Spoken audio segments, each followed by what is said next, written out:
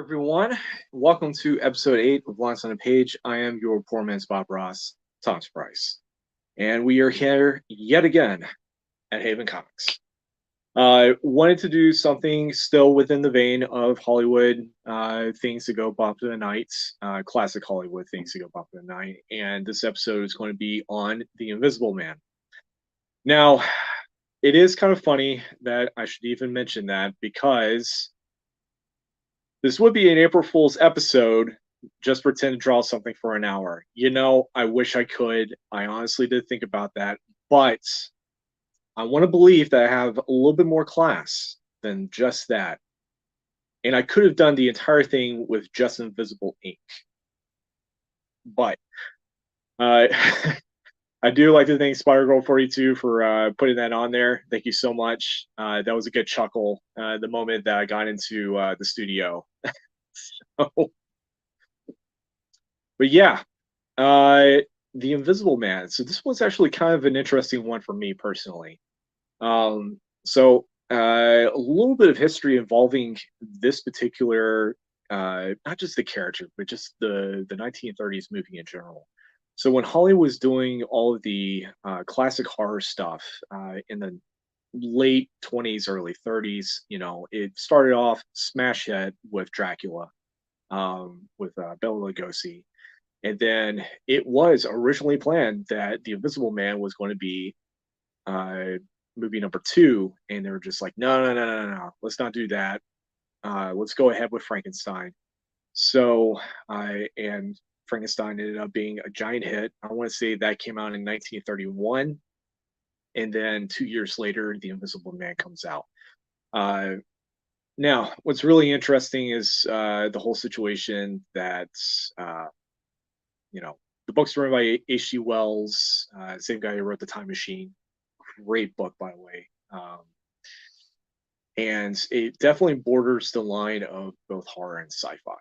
So I think it's really cool that that just kind of continues on being a theme with all the early gothic horror and stuff like that. Anyways, before I forget, going to do a little extras as far as just like housekeeping stuff. So if you happen to like this video or anything involving with Haven Comics whatsoever, be sure to like and subscribe. And if you want to like and follow me at any given point in this video or after the video, you can find me through linktree.com/tpriceartworks. You can find me here on Facebook, on Instagram, and also Twitter. And I also happen to have a Patreon if you happen to go through that.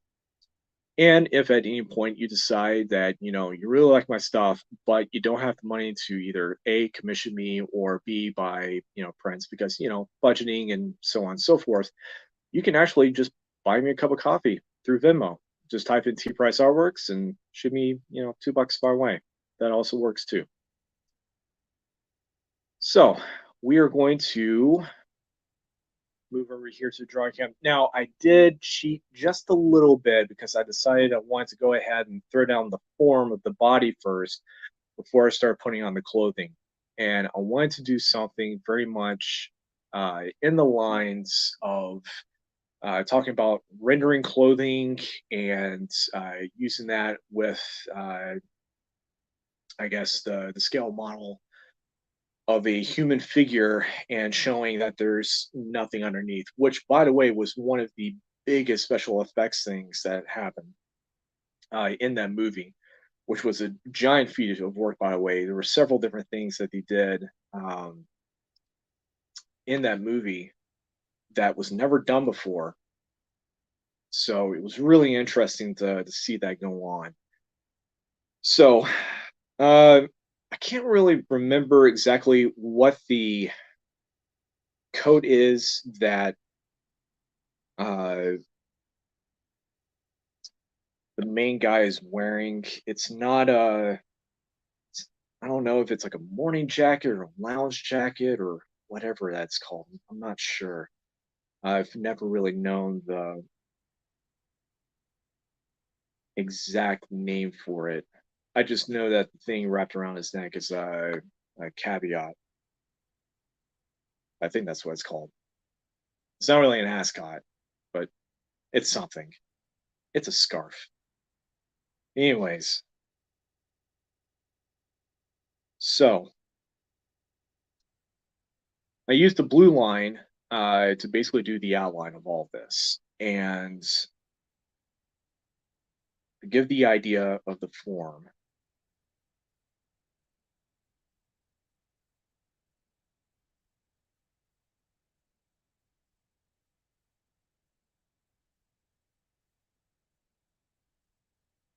And I want to say that the belt is probably about right here.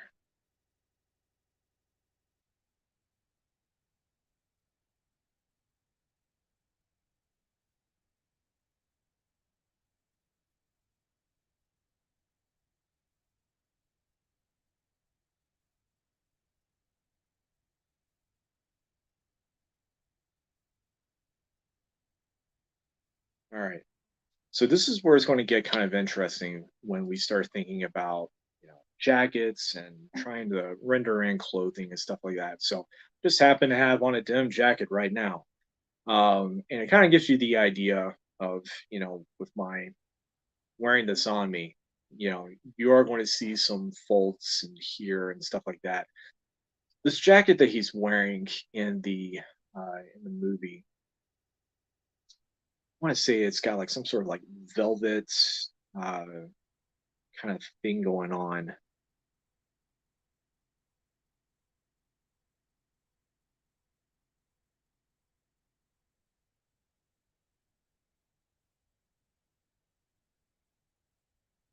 So what's interesting is that when you look at these pictures of,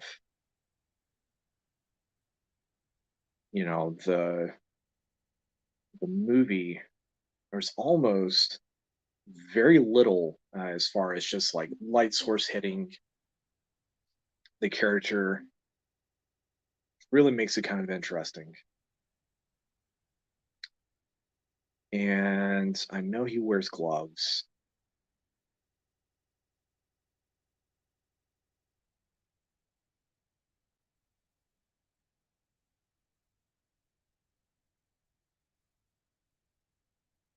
So I wanted to do something kind of interesting with the face.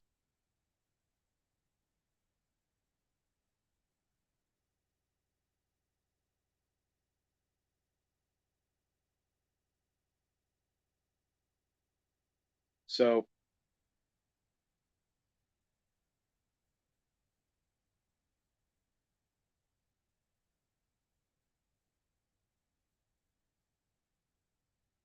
if this is going to be, the human face, and of course we're using our XY axis situation that I always harp on you guys about.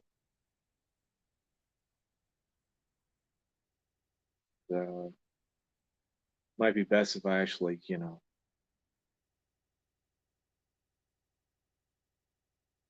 got this right the first time around.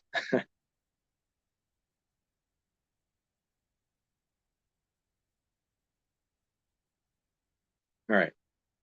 So what I'm going to be doing with the left and the right hands is that I'm kind of wanting to go back to that scene in the movie where he's unraveling everything for the first time after the innkeep finds out that he is in fact invisible, and it was a feat of cinematic genius how they were able to pull off such practical effects at that time period. But I wanted to have the left hand pull out the scarf thing that he's got wrapped around him, and but with this hand, what we're going to be doing with this right hand, because it just happens to be in angle with his head, that he's basically just ripping out the bandages that are covering his face. So we're going to have, you know, kind of like a big reveal sort of thing. So you kind of realize that there's nothing there. And that's kind of what I'm wanting to do.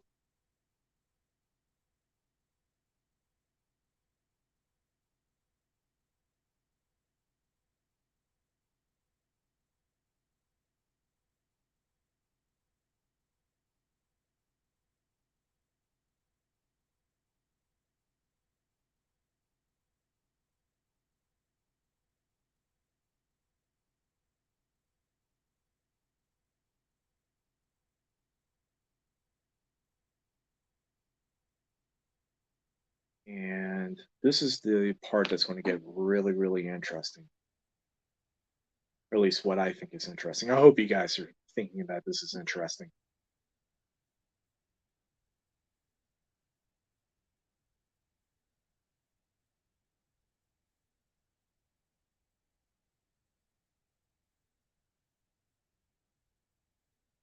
So,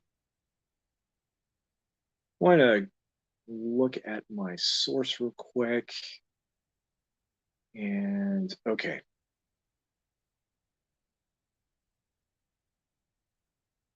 all right. So, we know that there's, the nose area is right here, eyes are right here. Now, if we decide that, you know, this section, let me just do this, be a lot easier on you guys. If we choose that this side is going to be the side that still has the bandages, and this side is the part where, they're being ripped out to expose the nothing that's underneath. So we're going to basically use this y-axis kind of as a guideline of sorts.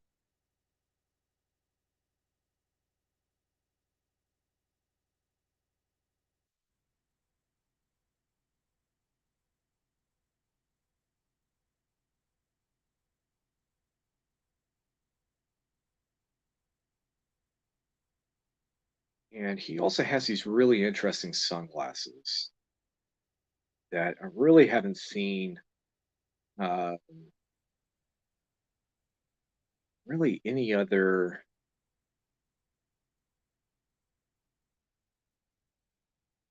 character wear anything close to something like it, unless they're evil villain or something. So,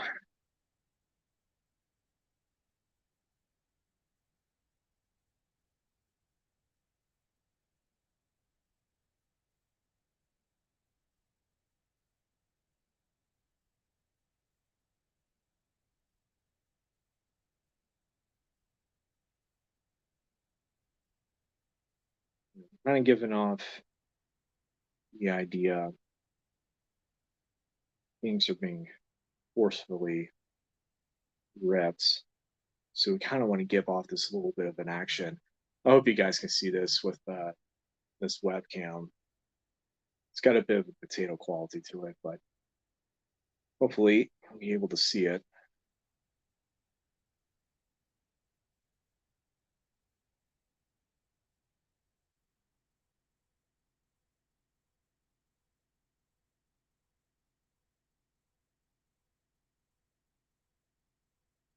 So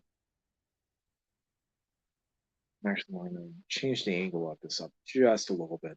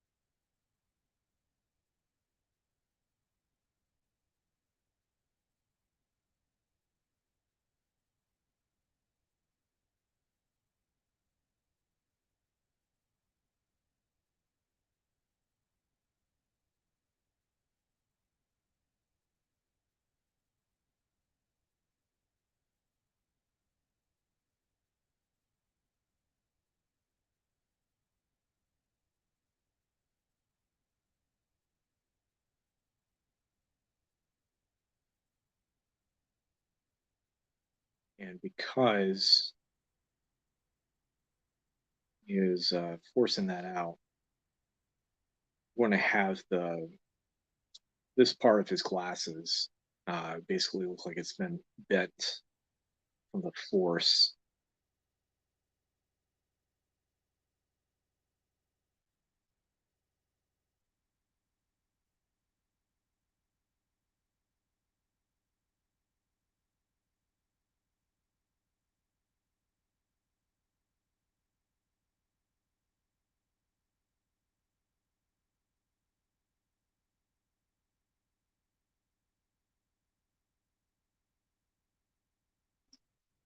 And erasing away a little bit more here and there.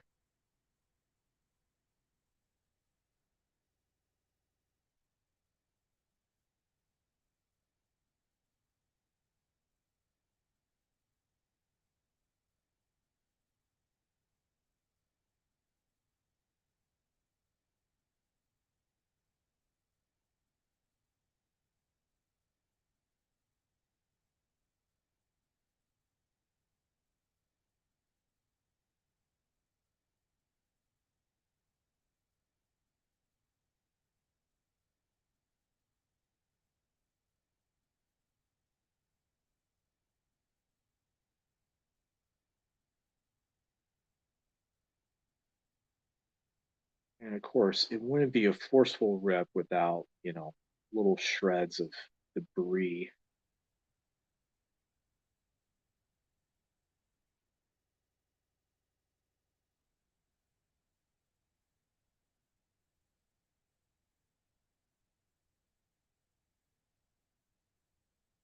And we got some people in the chat.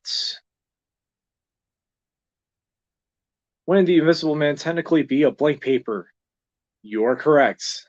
I actually just mentioned that earlier, which, if you didn't see that, Alan, Spider Girl 42, I can't speak today.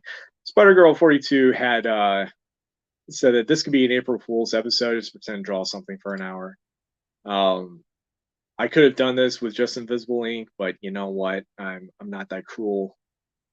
And Filmation Studios, oh man, are going to do other Universal monsters. So I did Creature of the Black Lagoon last episode. So if you want to check that out, you can. It's still there, both on Facebook and on YouTube. And I am pretty sure that I'm going to be doing Dracula and the Wolfman with next week's episode.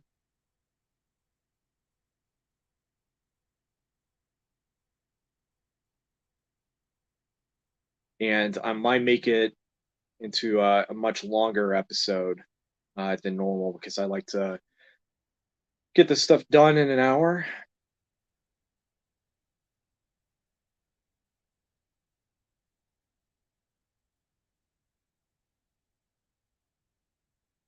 All right. So now that we've established bandages getting ripped out, now we're going to think about the scarf. You are right. I can't leave out Frankenstein. This is the part that's going to be kind of interesting for me. So, in the grand scheme of things, which you are correct, Alan, I definitely don't need to be leaving out Frankenstein. Um, I'm dealing with the situation that Halloween is literally the day after Baltimore Comic Con, which, by the way, now that I'm thinking about it, I'm actually going to be there. I will be at the artist table, in the artist alley in B47. So if you know anyone in the Baltimore area, or you yourself are from the Baltimore area, or you just want to drive up there to see a really awesome, extremely stacked Comic Con, yeah, that's where I'll be. So um, now that you said that, it is possible that I could do like a three monster three for all fight scene, maybe, possibly, for next Monday. Make it into a special. Let's see here. Another one. Mitchell Rose. You had the power to be invisible for one day. What would you do? Oh, certainly something that there was a episode of Supernatural. I want to say it was like season 2, season 3. I forgot what the whole situation was, but like everyone had like a something happened within a town that everyone had like some sort of like special ability. And there was one kid who, obvious teenager doing a pretty obvious teenager thing, which is, I want to be invisible and I'm going to sneak in the girl shower. Yeah. Uh, moving along. But yeah, so I'm definitely thinking that, which I had already had planned on doing, Dracula versus Wolfman. So we can throw Frankenstein, or sorry, Frankenstein's monster into the mix next Monday for the next Lens on the Page episode. We can definitely make it into a big special because, like I said, I'll be at Baltimore Comic Con the weekend before Halloween, and Halloween lands on a Monday, and I'm going to be spending that Monday just doing nothing before I have to come back to Alabama. So we'll get there. All right. So he has the scarf around his neck right about here.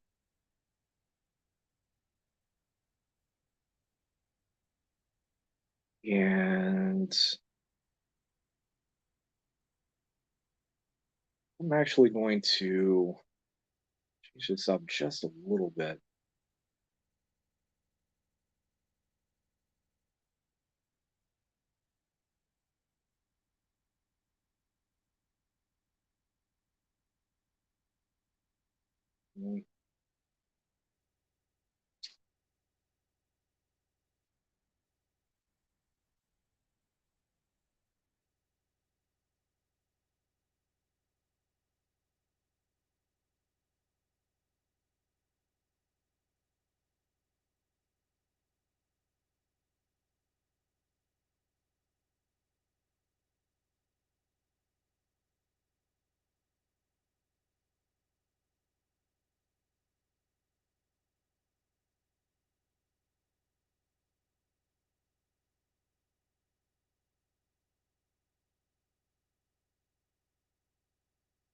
Well, you know what?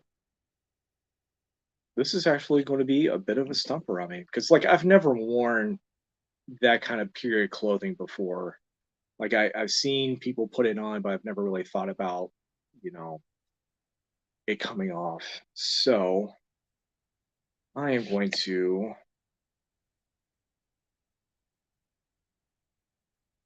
completely negate that it's even around his neck, that he is just holding it. I think that's going to be the smart move.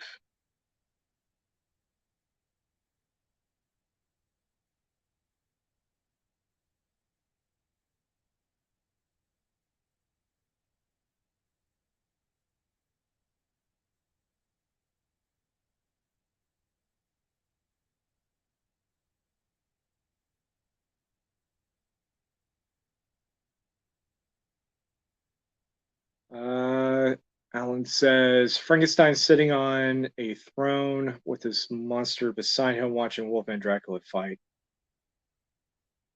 But would that? I don't know, man. I don't know. I feel like Dracula has more of the power play watching Wolfman and Frankenstein's monster battle it off than anything else.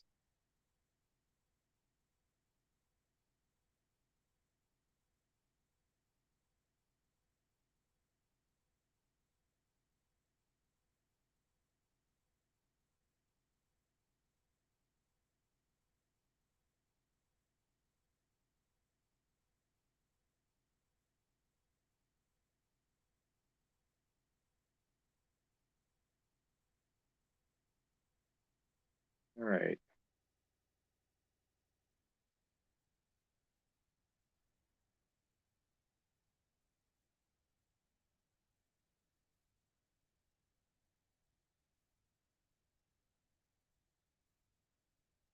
Okay. So we're going to be racing some of these lines before we start getting into the inking part of it. Um, by the way, has anyone in the chat watched the newest Hellraiser film? If so, sound off in the chat. Let's definitely talk about it for a bit because I saw that when it came out, uh, and was very, very, very pleased with the film.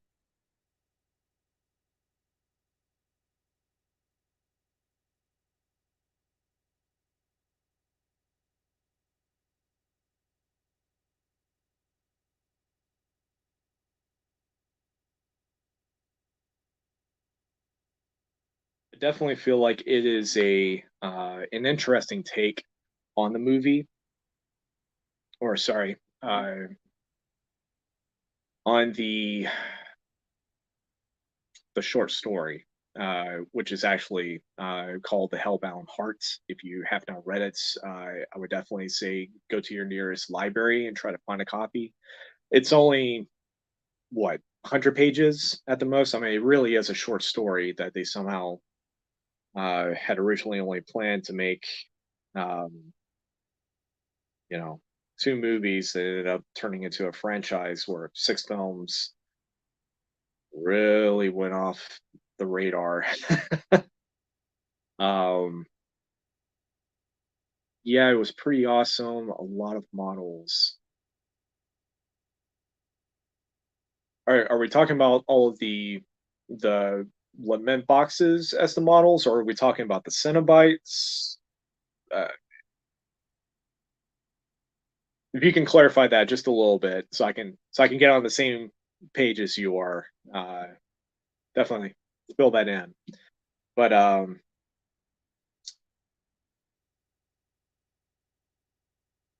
it definitely has set itself up uh, for the possibility that if they were going to make practical effects, yeah, yeah, definitely, and the home world, yeah, okay, yeah, yeah.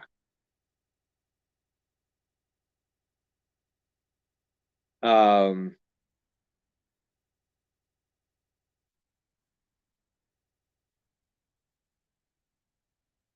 I definitely enjoyed the fact that the team involved added in some newer Cenobites into the fold to make things interesting. The pyramid in the sky looked practical. I'm not even sure. Um, in the second movie, it was definitely a practical effect against a painted background, and of course the little black light that happens. I think they called it the Leviathan, if I remember correctly. Um, but yeah, the majority of that in the second movie was practical effects, with the Leviathan uh, diamond glyph thing in the sky. Um,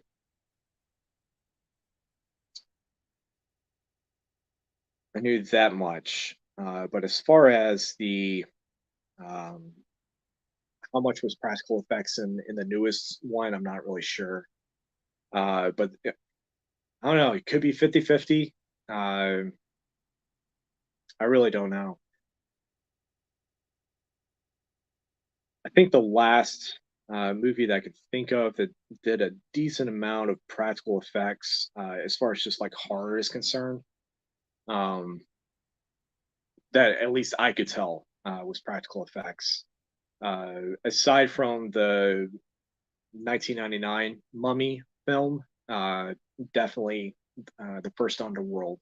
There were a lot of practical effects. I sat and watched the making of featurette for that film several times.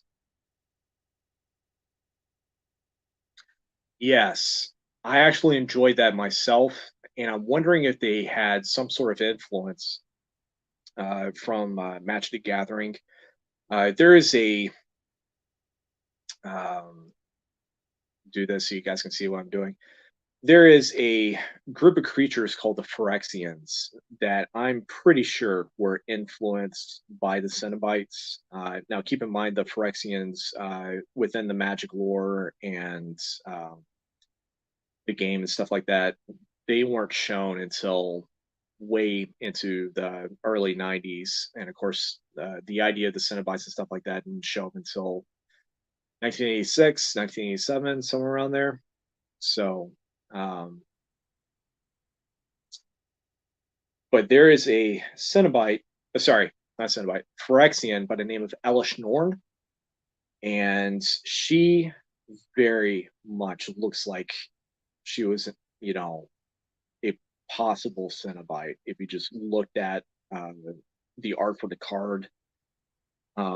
It screams Cenobite all over. It's absolutely nuts.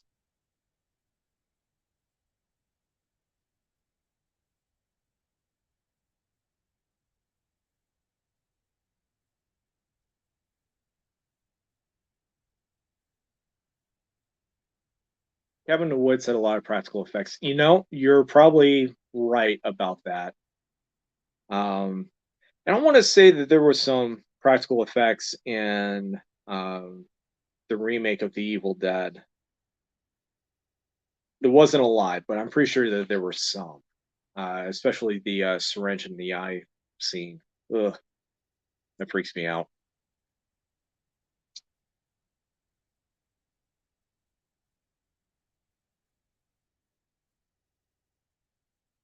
All right, so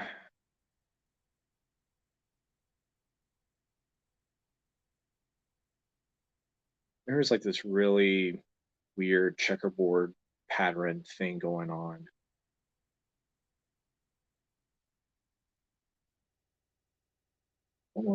With this guy's lounge coat, bathrobe thing.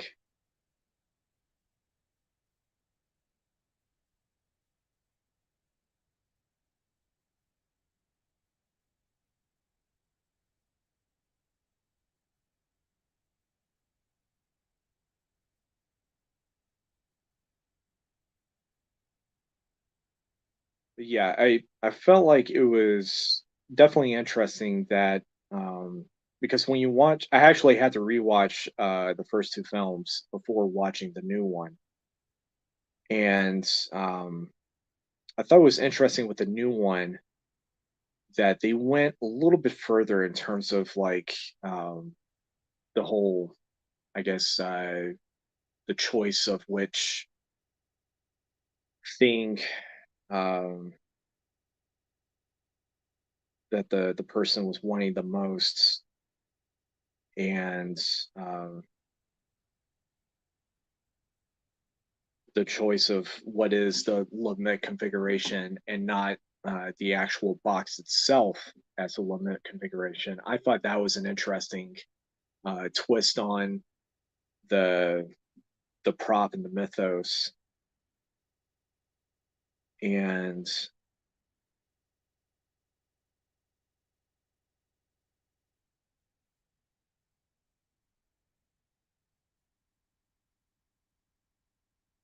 thought they also did a really interesting take on the occult guy turning into one of the Cenobites at the very end. Spoiler alert for anyone who hasn't watched it yet. I thought that was an interesting take versus the more, I guess, gruesome. I don't know, like they were both kind of gruesome in their own way. I just felt like with in the second one when Dr. Chenard gets turned into a Cenobite, I feel like that was a little bit more visceral and creepy versus uh, this newest one with the occult guy becoming the Cenobite because he shows power. Um, I felt like it was more along lines, the same line as I don't know if you guys have ever read or watched Berserk, but I kind of feel like it was almost on the same line as when Griffith becomes part of the God Hand. Um, I just felt like there was probably a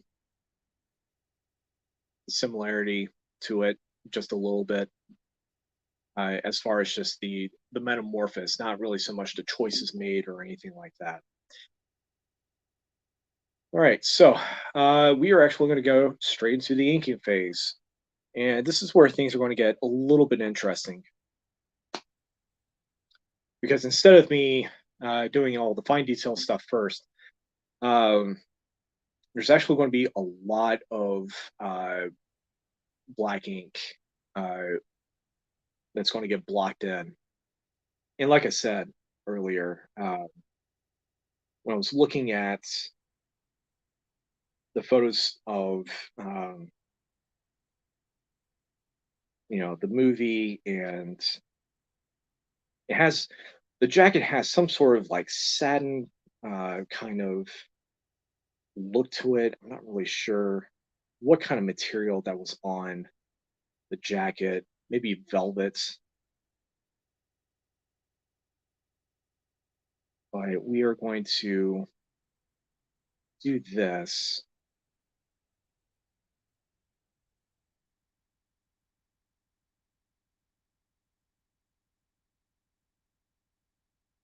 And part of the reason that I'm also doing this, as far as just all the black ink, um, I'm not sure if you guys have ever heard of a comic artist by the name of Chris Samnee, Samnee.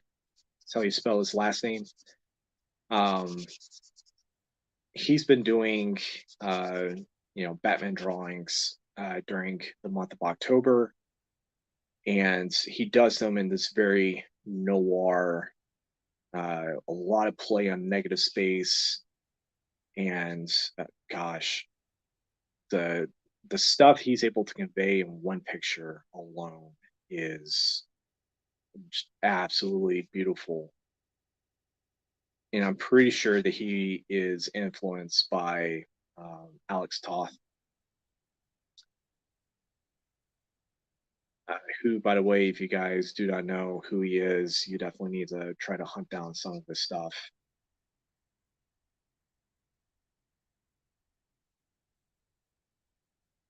I would say Alex Toth is definitely up there, um, with like John Buscema and Neil Adams,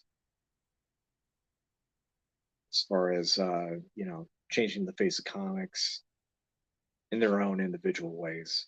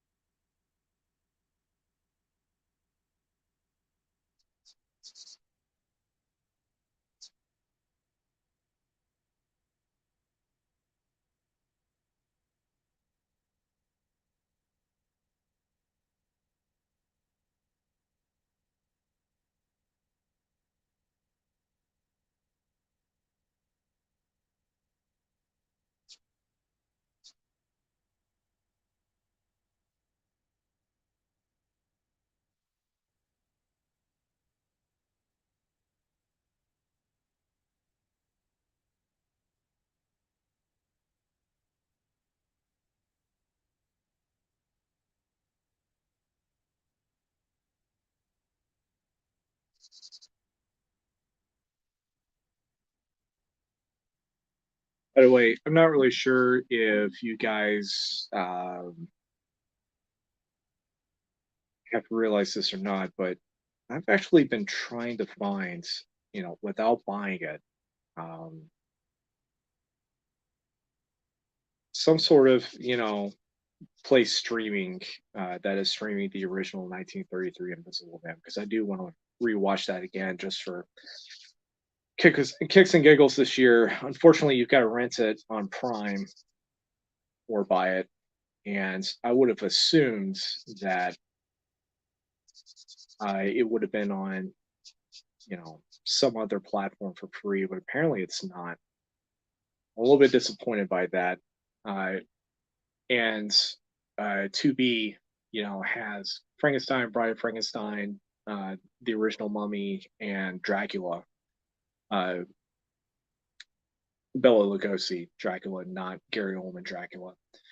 Um, they have all of them on 2B, but they don't have the Invisible Man, and they didn't have the original Wolfman either. So some really odd choices there.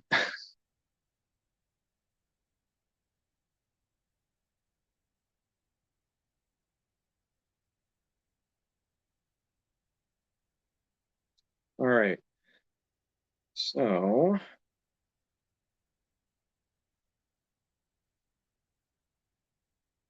I'm gonna quickly get these interesting shades blacked in.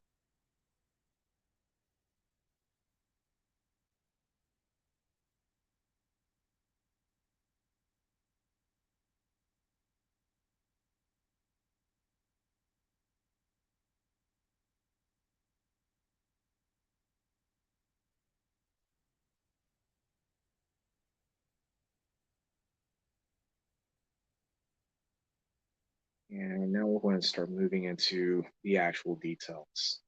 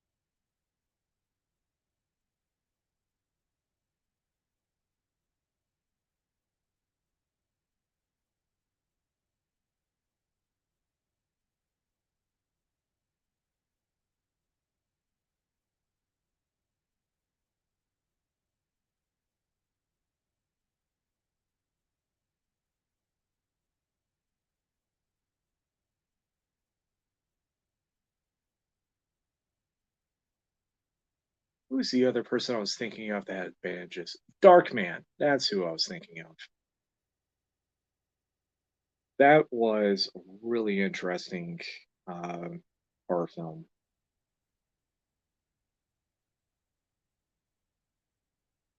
Uh, the other two movies in the franchise, not so much, but yeah, definitely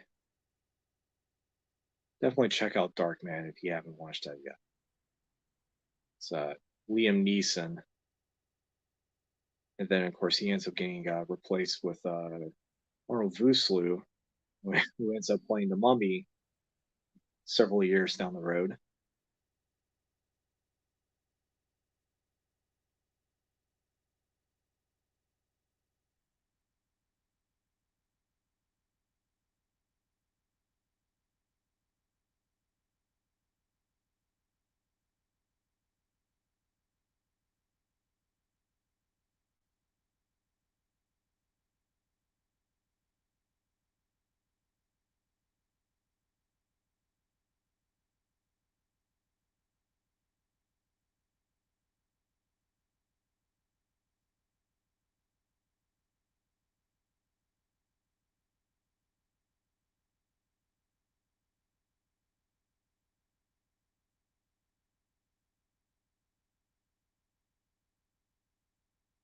Now, the interesting part when we get into this area right here, as far as the part where the head is supposed to be in, but obviously isn't, and same thing for this part back here.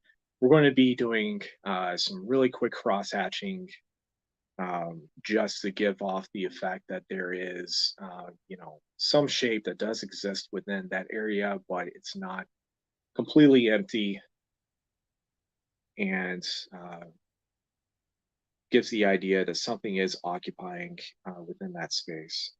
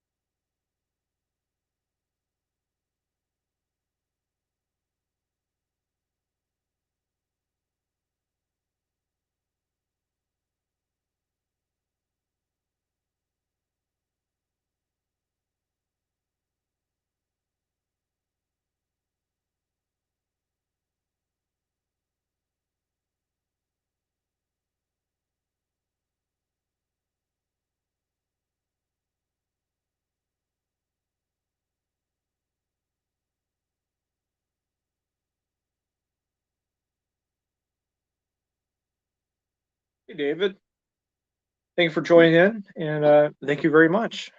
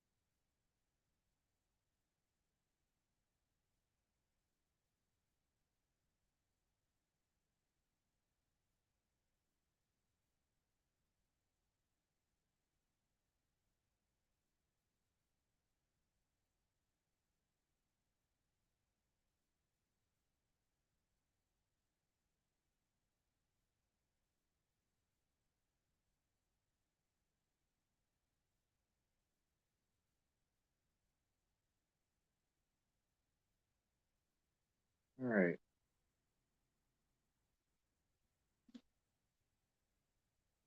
Uh, yeah.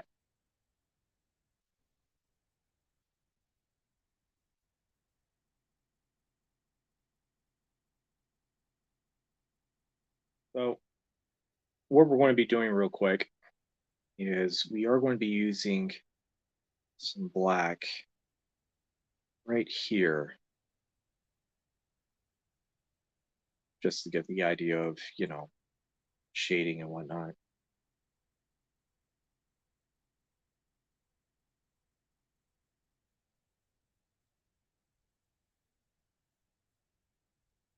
Then we're going to be doing the same thing right about here.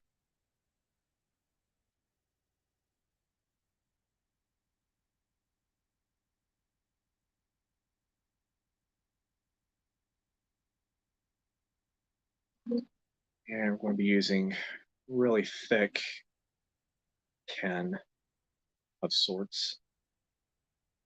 And we'll be doing some cross hatching.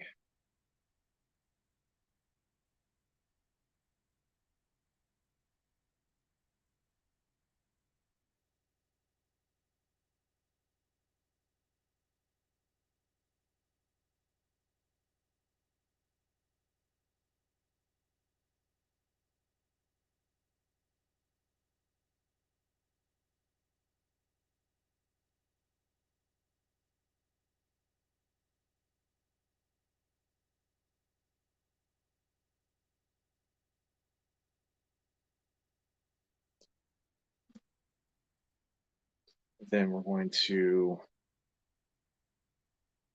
use a smaller gauge.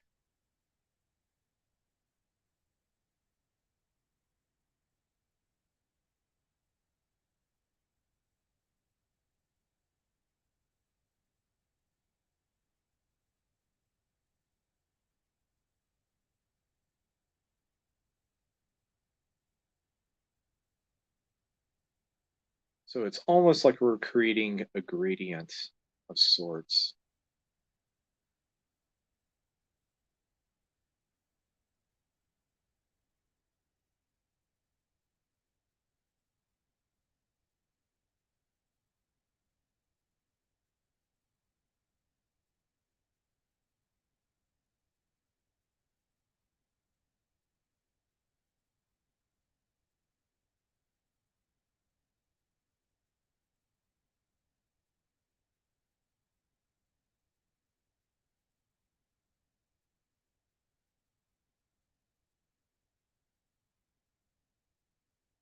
And we're going to go even smaller.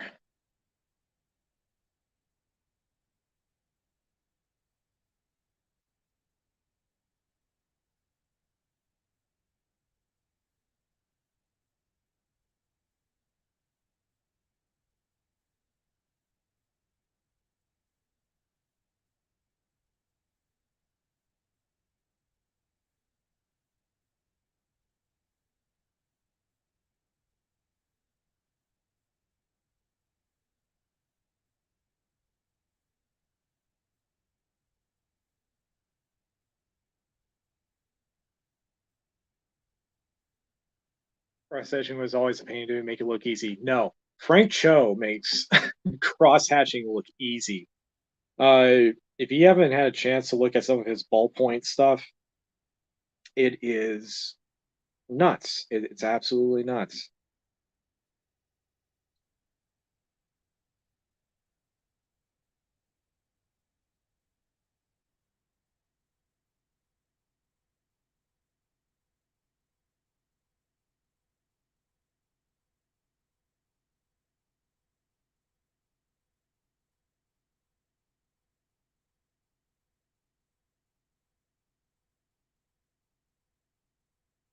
All right.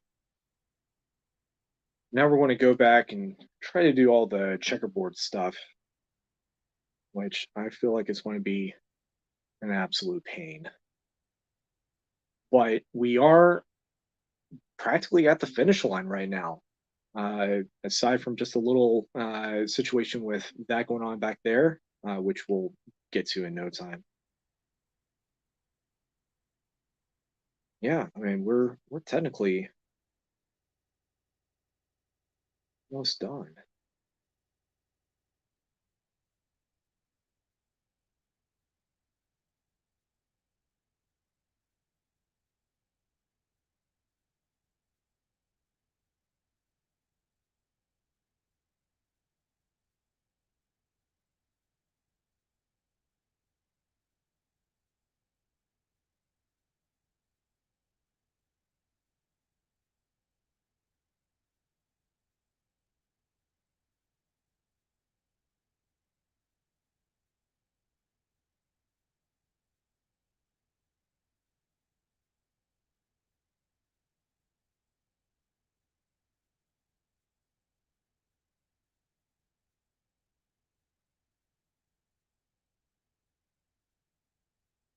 Has anyone in the chat seen the new Black Adam film yet? I think I heard that it was released last week, but I am pretty excited about wanting to go and see that. And it's mainly for two reasons: Doctor Fate and Hawkman.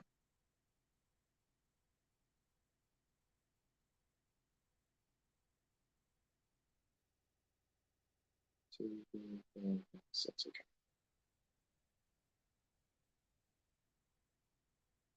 I'll make sure I got the lines.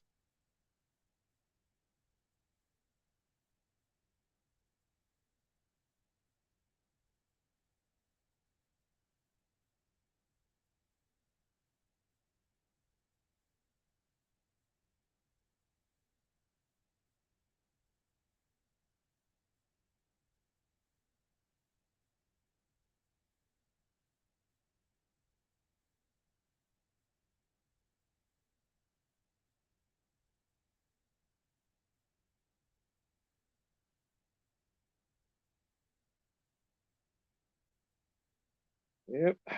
Figured I was gonna goof that one just a little bit. That's all right.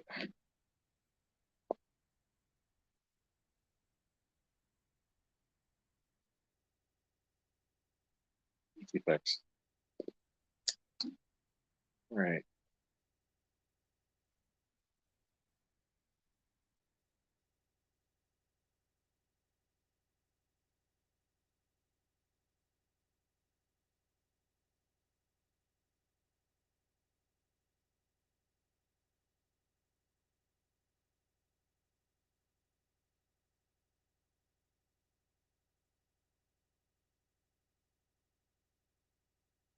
We might go see Black Adam this weekend. If I get a chance to go see that this weekend myself while I'm up in Baltimore, I'm definitely gonna make that happen for sure. Uh, but Alan, when you do go see it, let me know what you think.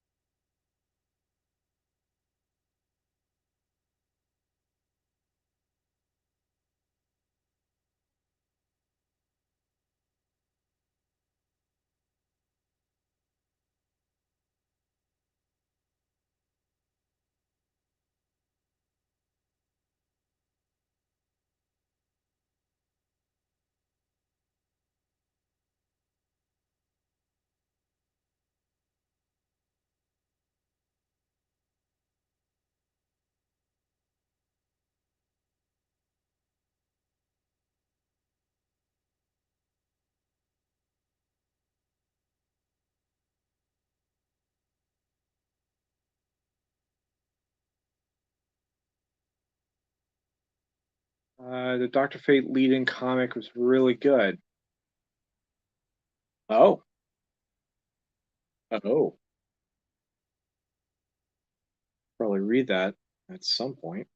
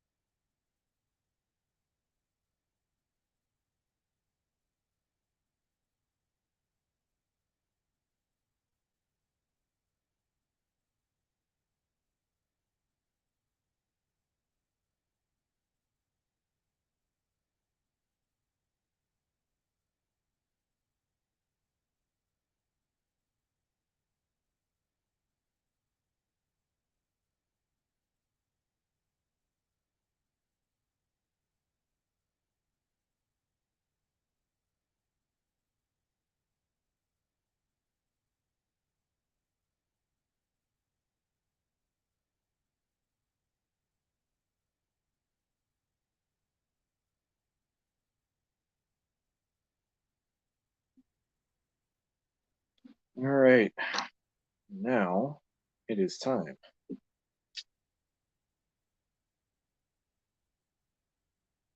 That's the wrong pen. This is the correct one. All right. And I'm going to be doing kind of the same thing over here, but just not as much.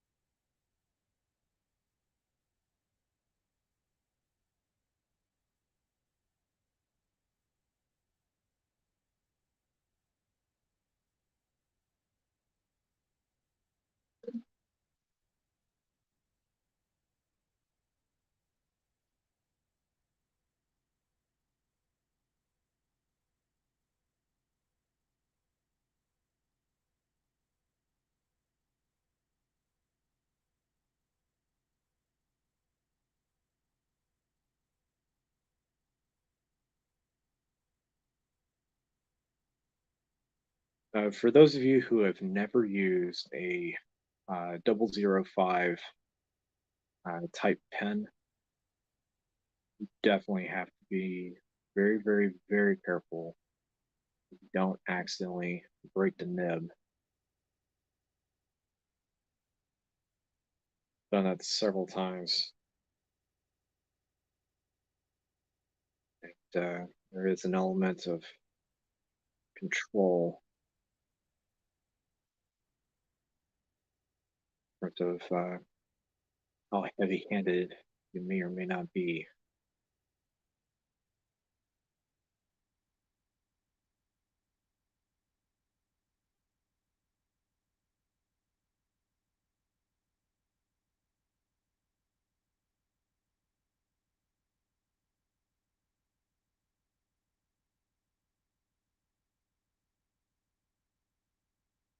All right, and it's time to erase.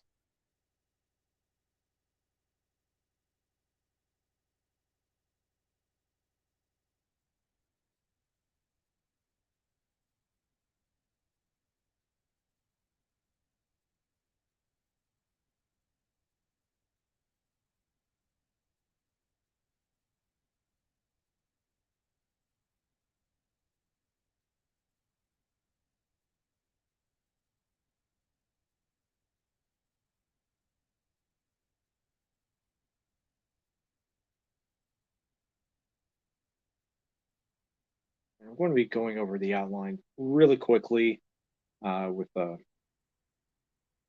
thicker line to give it some definition.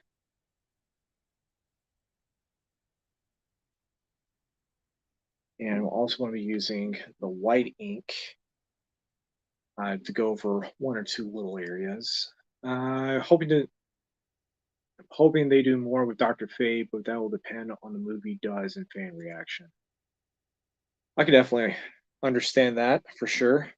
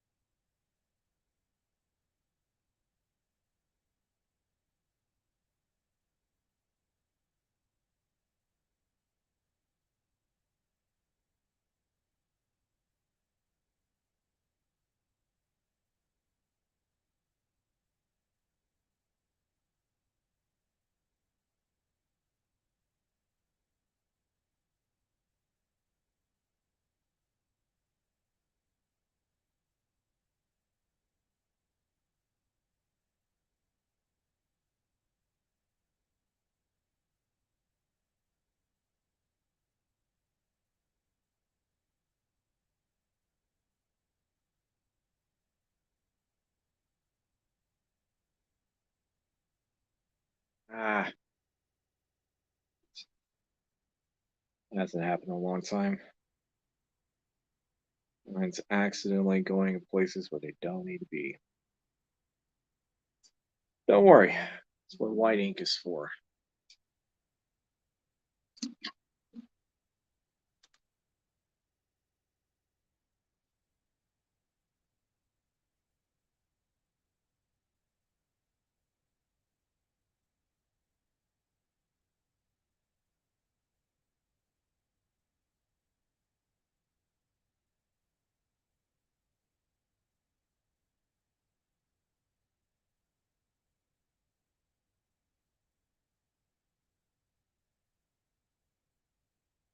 The exact point where I've got to replace this one. Yep. I think I need to replace it. Yeah. Always have spares. Will save your life. There we go. Hey, hey.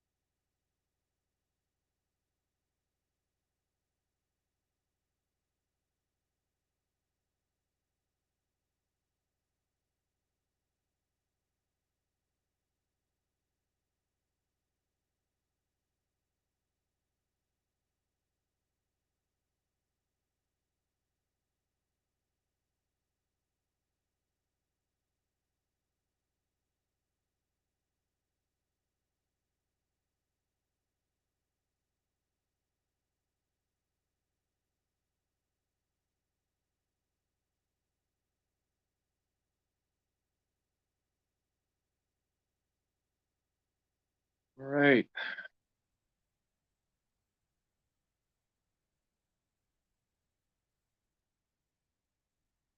And here we go. Really quick invisible man. And as always, sign your work.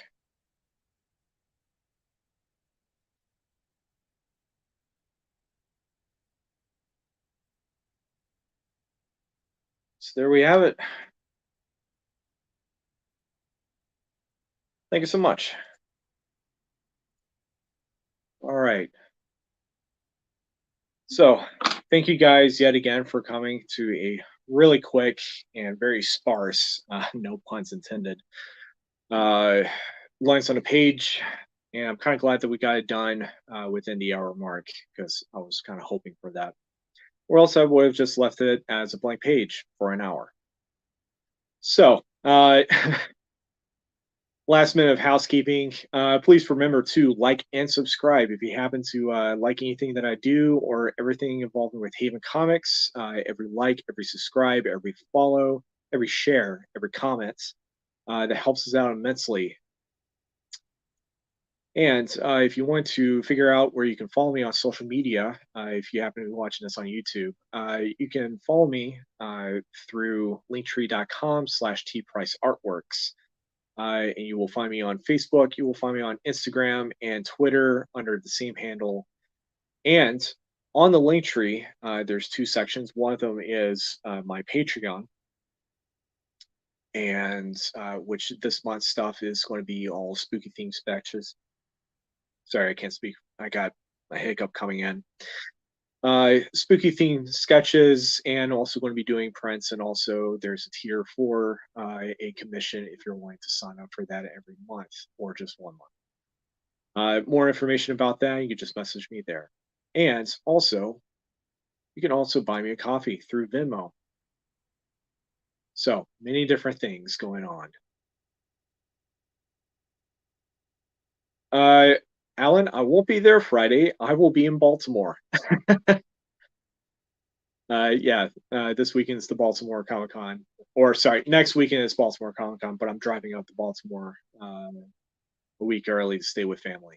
So, thank you all yet again, and I will be back with a very special, long episode of Lines on the Page for next Monday. See you later.